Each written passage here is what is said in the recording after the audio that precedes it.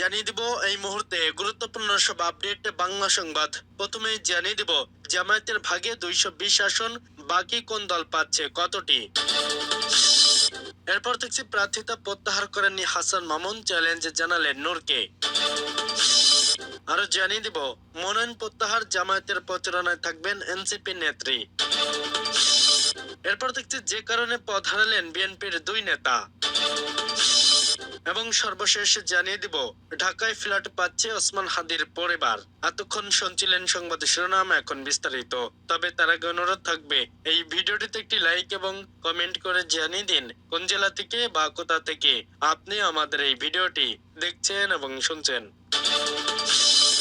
জামায়াতের ভাগে 220 আসন, বাকি কোন দল পাচ্ছে কতটি। আসন্ন ত্রয়োদশ জাতীয় সংসদ নির্বাচনকে সামনে রেখে 10 দলীয় জোটের আসন সমঝোতা আজ চূড়ান্ত হচ্ছে। জোট সূত্রে জানা গেছে মোটে 300 আসনের মধ্যে 220টি আসনে নির্বাচন করবে জামায়াত ইসলামী। বাকি 80টি আসনে জোটভুক্ত অন্যান্য দলের নেতারা প্রার্থী হবেন। মঙ্গলবার মনোনয়নপত্র প্রত্যাহারের শেষ দিন এই সিদ্ধান্ত চূড়ান্ত হয়েছে বলে সংশ্লিষ্ট সূত্রগুলো জানিয়েছে। এর আগে জামায়াত ইসলামী 179টি আসনে নির্বাচন করার ঘোষণা দিয়েছিল। পাশাপাশি 47টি আসন ইসলামী আন্দোলন বাংলাদেশের জন্য সংরক্ষণ করে। বাকি আসনগুলো NCP, Bangladesh Khelafat Majlis, LDP, AB party, BDB ও নিজামে ইসলাম পার্টির মধ্যে বন্টনের সিদ্ধান্ত ছিল। তবে ইসলামী আন্দোলন জোটে না আসায় তাদের জন্য নির্ধারিত আসনগুলো পুনরায় বন্টন করা হয়েছে। সর্বশেষ সমঝোতা অনুযায়ী এনসিপি পাচ্ছে 30টি আসন, বাংলাদেশ খেলাফত মজলিসের জন্য 23টি এবং খেলাফত মজলিসের জন্য 12টি আসন প্রায় নিশ্চিত হয়েছে বলে জানা গেছে। এছাড়াও কয়েকটি আসন এখনো উন্মুক্ত রাখা হয়েছে, যেগুলোতে চূড়ান্ত সিদ্ধান্ত নেওয়া হতে পারে শেষ মুহূর্তে। জোট সংশ্লিষ্টরা জানিয়েছেন আজ বিকালে মনোনয়নপত্র প্রত্যাহারের শেষ সময় শেষ হওয়ার পর আনুষ্ঠানিকভাবে জোটের পক্ষ থেকে চূড়ান্ত আসন বন্টনের তথ্য ঘোষণা করা হবে।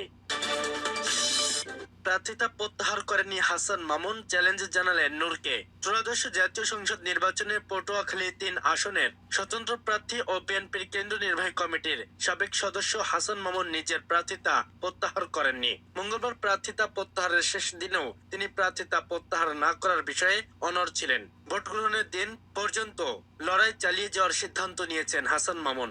এ আসনে বিএনপি জোটের প্রার্থী হিসেবে নির্বাচন করছেন গণ অধিকার পরিষদের সভাপতি নুরুল হক নূর।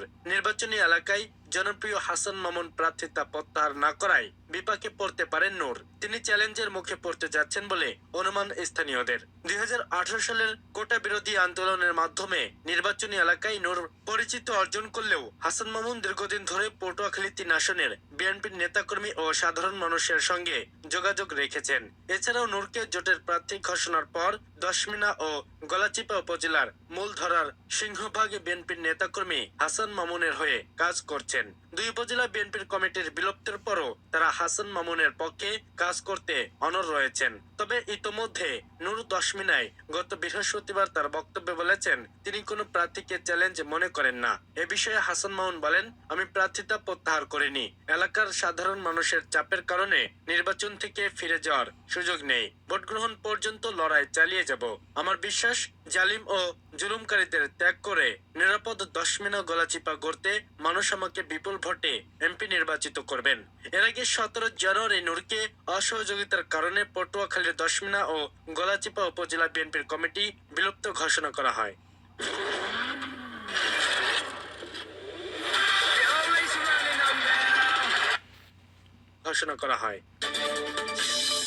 মনোনয়ন প্রত্যাহার, জামায়াতের প্রচারণায় থাকবেন এনসিপির নেত্রী।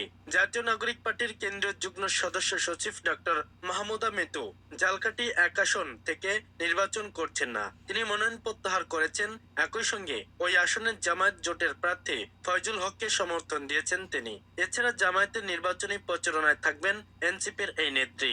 মঙ্গলবার সন্ধ্যায় এক ফেসবুক পোস্টে একথা জানিয়েছেন ডক্টর মাহমুদা মিতু নিজেই। তিনি লিখেছেন, আলহামদুলিল্লাহ, দলীয় সিদ্ধান্ত অনুযায়ী মনোনয়ন প্রত্যাহার করলাম। আমার জীবনের প্রথম ভোট ইনশাআল্লাহ দাঁড়িপাল্লার হবে। কাঠালিয়া রাজপুরা আসনে যারা আমাকে ভালোবাসেন, আমার পাশে থাকতে চেয়েছেন, তাদেরকে আমার ভাই ফয়জুল হক ভাইয়ের পাশে থাকার দাবি রইল। আমি ইনশাআল্লাহ গণভোটে হ্যাঁ এবং দাঁড়িপাল্লার প্রচারণায় ঝালকাঠি 1-এ থাকবো। জামায়াতের পক্ষ থেকে ভোট চেয়ে এনসিপির নেত্রী আরো বলেন, আপনারা যারা আমার সঙ্গে প্রচারণায় থাকতে চেয়েছিলেন, আমাকে ভাত খাওয়াতে চেয়েছিলেন, সেই সুযোগ এখন আছে। আমি ইনশাল্লাহ পুরো সময় মাঠে থাকবো। ঝালকাঠি 1 আসনের গণমানুষের ভোট দাঁড়িপাল্লার পক্ষে হোক। যে কারণে পদ হারালেন বিএনপির 2 নেতা। দলীয় শৃঙ্খলা পরিপন্থী কর্মকাণ্ডে জড়িত থাকার অভিযোগে বিএনপির 2 নেতাকে বহিষ্কার করা হয়েছে। বহিষ্কৃত হলেন মানিকগঞ্জ জেলা বিএনপির সদস্য মোহাম্মদ আতর রহমান আতা এবং ঝিনাইদহ জেলা বিএনপির সদস্য সাইফুল ইসলাম ফিরোজ। ত্রয়োদশ জাতীয় সংসদ নির্বাচনে দলীয় সিদ্ধান্ত অমান্য করে স্বতন্ত্র প্রার্থী হিসেবে প্রতিদ্বন্দ্বিতা করায় তাদের বিরুদ্ধে এই সাংগঠনিক ব্যবস্থা নেওয়া হয়েছে। মঙ্গলবার বিএনপির সিনিয়র যুগ্ম মহাসচিব অ্যাডভোকেট রুহুল কবির রিজভীর সই করা এক বিজ্ঞপ্তিতে বিষয়টি জানানো হয়। বিজ্ঞপ্তিতে বলা হয়, দলীয় সিদ্ধান্ত অমান্য করে সংগঠন বিরোধী কর্মকাণ্ডে জড়িত থাকার কারণে মোহাম্মদ আতর রহমান আতা এবং সাইফুল ইসলাম ফিরোজকে বিএনপির প্রাথমিক সদস্য পদ সহ সব পর্যায়ের পদ থেকে বহিষ্কার করা হয়েছে। একই সঙ্গে জাতীয়তাবাদী স্বেচ্ছাসেবক দল কেন্দ্র কমিটির সিনিয়র যুগ্ম সাধারণ সম্পাদক হিসেবে সাইফুল ইসলাম ফিরোজকে স্বেচ্ছাসেবক দলের সব পর্যায়ের পদ থেকেও বহিষ্কার করা হয়েছে। সাইফুল ইসলাম ফিরোজ ঝিনাইদহ 4 আসন থেকে স্বতন্ত্র প্রার্থী হিসেবে নির্বাচনে অংশ নিচ্ছেন। এই আসনে বিএনপির মনোনয়ন পেয়েছেন সদ্য দলে যোগ দেওয়া গণ অধিকার পরিষদের সাবেক সাধারণ সম্পাদক রাশেদ খান। এর আগে একাদশ জাতীয় সংসদ নির্বাচনের একই আসনে ধানের শীষ প্রতীকে প্রতিদ্বন্দ্বিতা করেছিলেন ফিরোজ।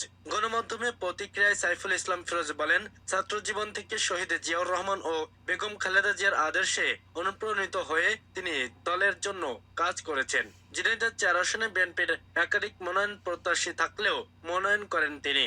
স্থানীয় নেতাকর্মী ও সমর্থকদের দাবির মুখে স্বতন্ত্র প্রার্থী হিসেবে নির্বাচনে অংশ নেওয়ার সিদ্ধান্ত নিয়েছেন বলেও জানান ফিরোজ।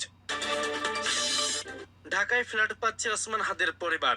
ইনকিলাব মঞ্চের মুখপাত্র শরীফ ওসমান বিন হাদির পরিবারকে ঢাকায় ফ্ল্যাট দিতে 1 কোটি টাকা বিশেষ অনুদান দিচ্ছে সরকার।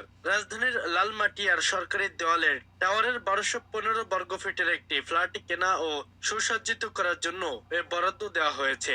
গৃহহীন ও গণপূর্ত মন্ত্রণালয়ের আবেদনের পরিপ্রেক্ষিতে অর্থ মন্ত্রণালয় মঙ্গলবার এ অর্থ বরাদ্দের অনুমোদন দিয়েছে। তবে ফ্ল্যাট হস্তান্তরের ক্ষেত্রে ওসমান হাদির স্ত্রী ও সন্তানের পরিচয় নিশ্চিত হওয়ার শর্ত দেওয়া হয়েছে।